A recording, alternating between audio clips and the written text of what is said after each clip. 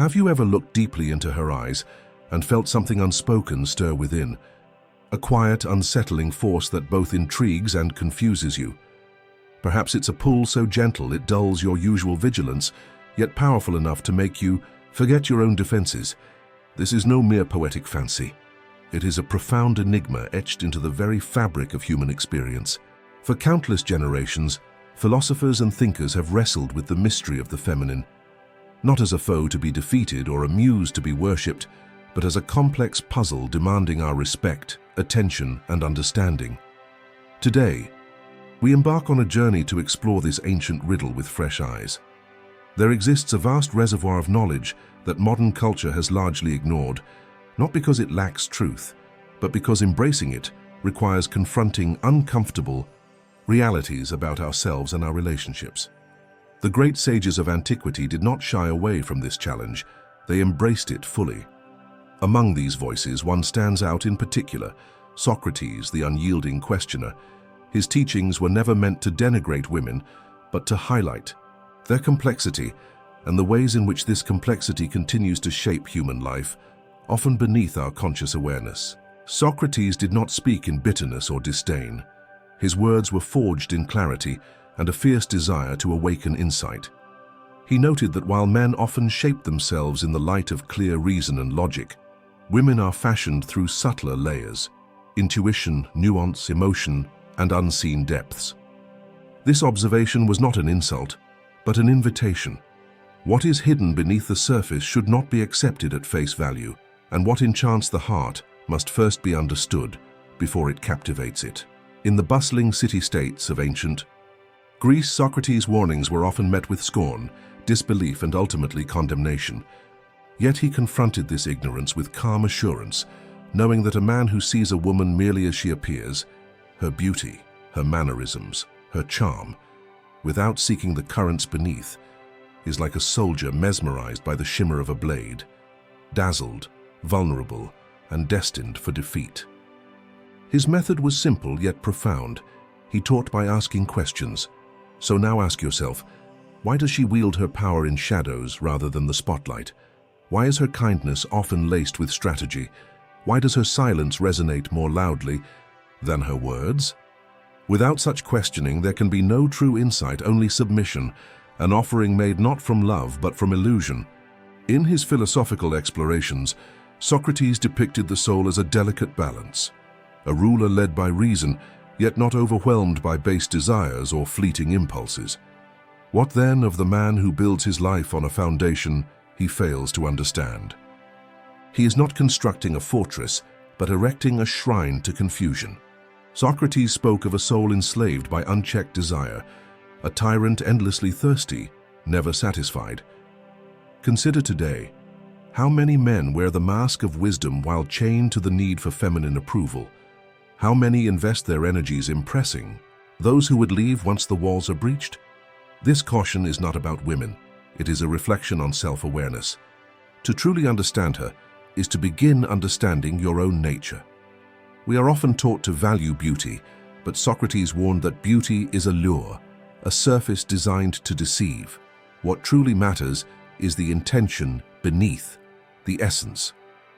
This is where many falter, chasing appearances, ignoring patterns, seeking fleeting touches without grasping the greater design. The inevitable result is a fall from grace. And when that fall comes, she will not catch you.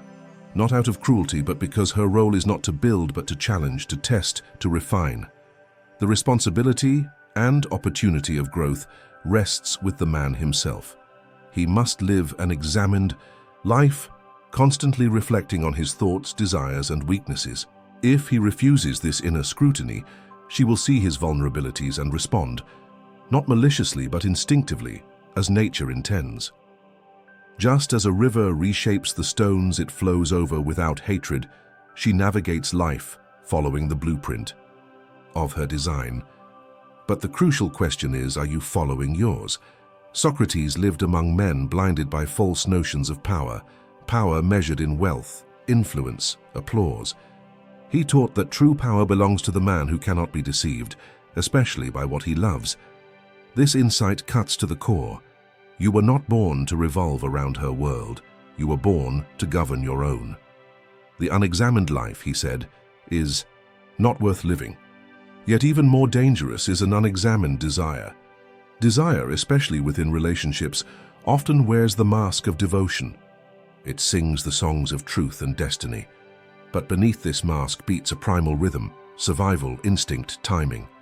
We call it love. She calls it strategy. Socrates warned in one dialogue that love without reason becomes madness, perhaps divine, but madness nonetheless. A soul dragged by lust is like a wingless bird, trapped in endless circles, obsessed with the source of its hunger. How many men today spin endlessly in this loop? How many sacrifice dreams, values, sovereignty for a fleeting glance, a soothing voice or a warm embrace? You're not here to be consumed by the feminine force, you're here to understand it. Socrates noticed that men pursue truth, but women often seek alignment, not with abstract truth, but with safety and stability. This is not a judgment, but an evolutionary strategy, a brilliant adaptation. Recognize it. She does not seek righteousness. She seeks survival, strength, status, and stability in her world. Your intellect alone does not draw her. Your ambition, certainty, mastery over your reality, these do. But if you give her the crown before earning your own, she will never bow. Elevate her above your purpose, and she will test you until you falter. She is not cruel. She reacts to the signals you send, your soul for sale. Socrates taught the soul has three parts: reason, spirit, and appetite. The highest man is one whose reason rules. When appetite, sexual, emotional, social, takes the lead, the man ceases to lead. He becomes a follower, not of her but of his hunger for her. You know these men, the ones who shine only when illuminated by her presence, who kneel without questioning the altar, who burn their principles to keep her warm. If you do not awaken, you risk becoming one. Surrounded by those who mistake noise for wisdom, beauty for virtue, charm for truth, Socrates remained steadfast. When he challenged illusions, they silenced him with death. But his voice still calls, not to the crowd, but to you, willing to see clearly. He saw women naturally attuned to the present moment, to emotion, safety, immediacy. Men bear the burden and gift of future vision, minds stretched forward, aching for legacy, carrying the weight of vision. Yet vision is costly, and the feminine offers a tempting escape, to trade ambition for comfort, clarity for compliance, destiny for peace. Resist this temptation. True peace arises from clarity within, not from her concession. She will test your strength and conviction, mirroring your doubts with uncanny precision. If you do not master yourself, she will master you, not with cruelty, but with natural instinct.